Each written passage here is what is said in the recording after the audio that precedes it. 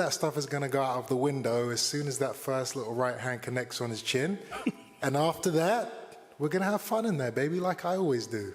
The procedure will be parliamentary. All you want to do is play the victim, make these wild accusations that you will pay for. Because I'm not having someone accuse me and my organisation of stopping an ambulance. Are you absolutely off your rocker? And we will see what will happen on there. People, they don't even know. There's a log on the night with the paramedics with the British Boxing Board of Control that log exactly what happened. So let's see if Matchroom or me stopped an ambulance on the night. I'm still gonna poke and prod, but the fact is we created something special. We're gonna try and create something even more special November 15th. Animosity is still there, but it's not like it was before where it was like, I've been waiting for 3 years to fight this guy and I just wanna get my hands on him. I've got my hands on him now. I've beaten him. So now it's kind of like, all right, well, we're going to do it again. We're going to do it even better. Let's see what happens. The press conference to announce the rematch between Chris Eubank Jr. and Conor Benn was rife with bad blood. Eubank was the epitome of cool and detached and said, "This time I will break you and I will keep you down." Benn quickly replied without blinking that he would show he is the fighter and he would let his fists do the talking. Learned about yourself since April? Yeah, listen, I mean, it's always hard processing a loss. Nobody prepares to lose. You know, as fighters, we want to do our best, but ultimately we want to get the victory at all costs. You know, it's taught me a lot. It's taught me a lot about myself. I want to go back to the drawing board and work and learn. Gain experience, and experience was gained. So no doubt November 15th, you get a better version. Conor Benn expressed that he did not expect his first ever defeat against Chris Eubank Jr. because he underestimated the challenge. Knowing it would be challenging, Benn had expected a less difficult evening than it turned out to be, and was surprised when Eubank's sharp performance ruined his game plan and proved to be difficult for him. Benn says the first fight has instilled a relentless camp in him and made him unwilling to take shortcuts or have complacent. As Benn readies for November 15th, he says the first fight has him focused on getting revenge. I mean, take my hat off to him, you know, because you need a dancing partner, and he was that for me. Did I underestimate him? I did. I genuinely thought I'd knock him out in 3-4 rounds on my heart. You know, that's well, Chris, shut up, mate. That's what I genuinely believed.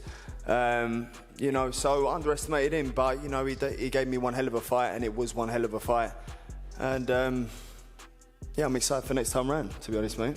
Chris Eubank Jr. was candid in his view of their initial encounter. He acknowledged Conor Benn's efforts, but simply working hard was not enough to defeat a competitor of his level. Eubank established himself as being the person of war, as someone able to fully embrace the fire while their opponent was starting to fade. And then he poured on the heat by calling out Benn and his promoter, Eddie Hearn. He stated, "It's not that they don't want to win, it's that they will go past every line imaginable to get the win." He characterized Hearn as a person who only sees dollar signs, as a promotional sleight of hand to affix to their well-being. He continued to say their attempts outside of the ring, mind games, pressure, and other distractions were weak attempts to mentally break him before the fight. Eubank explained it like this: "He is mentally strong and physically unshakable. Every attempt they made must have just made him sharper heading into the fight."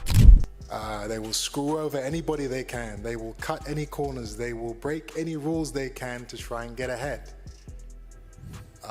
Ruthless, immoral, and without restraint. These men are. They did everything they could to try and destroy me in this last fight.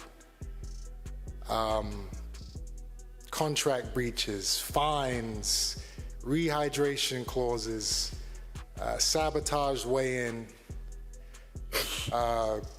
bias commentary and refereeing. Oh my God. The list goes on, it's endless. Accelerated his inquisitive pointing of fingers, consistently demanding facts. The energy was palpable, two dominant personalities colliding, each man navigating to exert his force of will over the other, and to prevent the other from standing his ground. But you tried, and you failed, and you're gonna fail again this time. You guys are gonna do all your little tricks and do all the things you can to try and get in my head Daniels over and derail me. It's not going to work. We'll see. Okay? But you don't talk shit about things that you want It's to the truth. fantasize about. It's not. I know the truth No, is it's hard not. for you to hear. Listen, you've already accused us of stopping your ambulance from going to the hospital. That's fair enough. We'll see. That's what happened. We'll see. That's what happened. Okay, we will see, my friend. Listen, you've never had a hard day's work in your life. All right, I don't know okay. why you're talking to me. And you've only had one. You think, and that was the last time. A hard Let me day's tell you, you're work going to have a real hard is night's being- work is on being November in your, 15th. in your multi-million-pound estate, writing up contracts to fleece fighters out of as much We'll money as see, you can. Chris, That's what we'll you see. think. Yes, we are 1-0 when it comes to rematches. And we felt that we needed a new set of eyes and a new kind of direction for this camp. We can't be doing the same things we did for the last fight because we want a different outcome. We want to stop this guy before the 12th round. So that was the decision made in bringing Eubank in. Conor Benn's trainer, Tony Sims, exuded a certain quiet confidence that only comes from time in the trenches. He admitted that the first bout against Chris Eubank Jr. did not materialize as they planned, but rather than focus on the disappointment, the group used it as motivation. In the months that followed, Sims led Ben through a training camp in which every weakness would disappear and every edge would be tightened. He talked about a totally new mindset now running through the camp, hunger born from defeat, and they have an exact plan of how to change the fate of the first fight in the rematch. Sparring has been a different level of intensity, and the plan has been rebuilt from the ground up, with not even the tiniest detail overlooked. From conditioning and the fight itself, Sims is positive that whatever mistakes they made last time have long been corrected by Ben's state of mind and training. For Sims, the bout will not be just a fight, but a declaration of where Ben has come and how prepared he now is to change the narrative when that bell goes. I believe that there was a lot of firsts that happened to him. Obviously, first fight up at middleweight. As we know, he's a welterweight, and it was his first fight at middleweight. First time topping the bill in a big stadium. And obviously his first loss. So, you know, he's got to overcome that and he's got to make these adjustments. But I believe that he will do that. And I believe that he will become victorious this time. The stage was set for Chris Eubank Jr. as the main news of the day emerged, and he took it with swagger. He had a message for Conor Benn that conveyed the weight of a fighter who felt every second of the rematch was already his. In Eubank's mind, there would be no clever game plan or secret strategy that would survive the initial moments once the bell was swallowed. In his mind, Benn's preparations were little more than smoke and would vaporize as soon as the punches started to fly. Final sentence, what happens in the rematch? How do you do it? Again, the parliamentary will be the procedure. The master. Up, Chris, didn't The you? master will be the matador. This man will be the bull. Thank you for I'll your be TED holding talk, my Chris. flag This has up. been a pleasure. He will be running around that You had a ring, stinker. trying to employ all the new techniques and, I don't want to go out there and wear my heart on my sleeve and wing my punches, so I'm going to box and we're going to have this strategy. As if pushing the press conference into overdrive, Nigel Benn presented himself respecting the unmistakable character of a proud father and a boxing golden oldie, stating emphatically that Conor was a better fighter now than when they first fought. In a nod to that encounter, Nigel sat on a high stool and disclosed that Conor hadn't just been a good martial striker that night, he was a mere shadow of his true self, with too much eagerness to engage, too reckless to take his chances with flurries that didn't connect or count. Yet those words weren't all criticism, they were a call to arms. Nigel pointed to the sheer grit that kept Conor on his feet each round, a mental and physical toughness that will not break when a fight isn't going his way. Nigel talked about a harder, smarter Conor, developed after months of preparation, a fighter willing to take every chance to punish and capitalize on every opportunity for a break. I was actually alright about it. Chris put up a good fight, but to me, that was Conor at his worst. He was winging punches in, throwing them left, right, not even thinking about what he was doing. Everything that we practiced for the 12 weeks of training, he didn't do one thing. Absolutely one thing. And he had him hurt so many times, but yet he kept on showing all the punches that he was going to throw. And I thought to myself, mate, that wasn't even a real Conor, but I'm glad that he done 12 rounds. Ben Shalom, the promoter, expressed considerable enthusiasm regarding the rematch, describing the first event as a night that sent shockwaves through the sport of boxing. Shalom stated he thinks all the stakes are presently higher. He sees Chris Eubank Jr. as the man with momentum, wanting to prove that it wasn't a fluke and put himself in the driver's seat of their rivalry. Conor Benn, on the other hand, enters with that initial loss stinging and has weaponized every inch of his game for this moment to change the narrative. In all the fights that I've promoted with Chris, that rematch against Liam Smith was the most focused, was the most dedicated, was the best Chris Eubank Jr. I have seen, and I think Chris will be doing it in even more emphatic. It wasn't the chaotic scenes from past encounters, no dummy fighter, no surprise eruption, and certainly none of the infamous egg tactics that made headlines. This tension had a sharper edge and a different sound than yelling.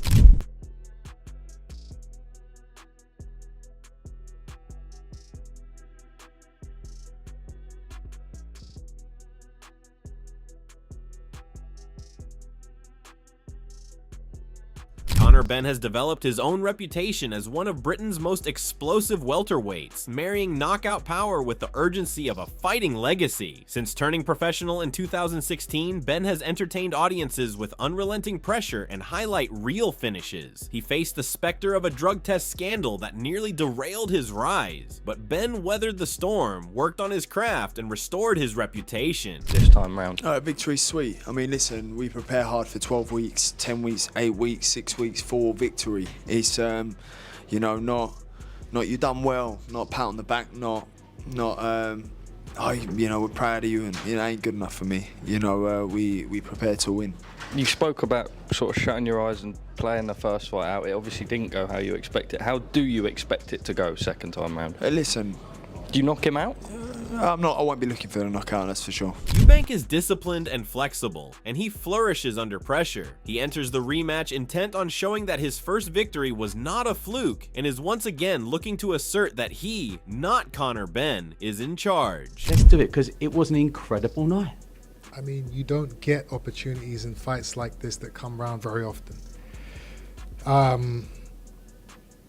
And I'm fresh. You know, I've been fighting for 14 years. I've had 38 fights, but I'm still fresh. I'm still hungry.